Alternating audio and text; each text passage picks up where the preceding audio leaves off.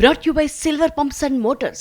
Top quality और consistent performance के लिए सिर्फ सिल्वर पंप्स नाम याद रखना. సిట్ విచారణ అనంతరం మిథున్ రెడ్డి మీడియాతో మాట్లాడుతున్నారు. లైవ్ లో చూద్దాం.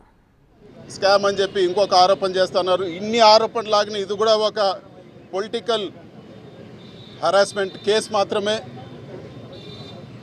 ఒకటైతే వాస్తవము, ఇప్పుడు వరకు రాష్ట్రంలో ఉండే అన్ని ఏవేవైతే ఒక డ్రగ్స్ కేసు, ఒక హ్యూమన్ ట్రాఫికింగ్ తప్పితే అన్ని రకాల కేసులు ఇప్పటి వరకు పెట్టారు. ఒకటే నేను చెప్పదలుచుకున్నాను, కోర్టు పరిధిలో ఉంది కాబట్టి పూర్తి వివరాలు చెప్పలేను. ఇది పూర్తి తప్పుడు కేసు.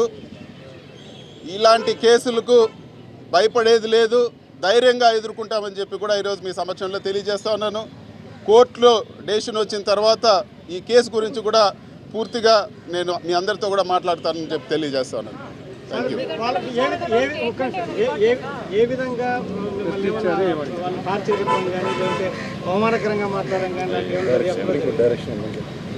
ఇది కోర్టు పరిధిలో ఉంది.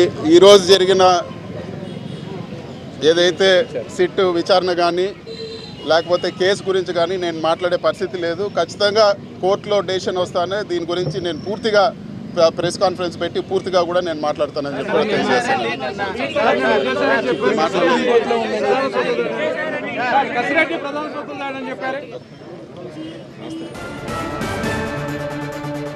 రెడ్ సిట్ విచారణ అనంతరం మిథున్ రెడ్డి మాట్లాడిన మాటలవి. ఈ కేసు గురించి ఇప్పుడే నేనేమి మాట్లాడలేను అంటూ కూడా మిథున్ రెడ్డి చెప్పుకొచ్చారు. గతంలోనూ మాపై అనేక ఆరోపణలు చేశారని, ఇలాంటి ఆరోపణలు కొత్తేం కాదు అంటూ డ్రగ్స్ ట్రాఫికింగ్ తప్పు అనే కేసులు పెట్టారని మిథున్ రెడ్డి అన్నారు.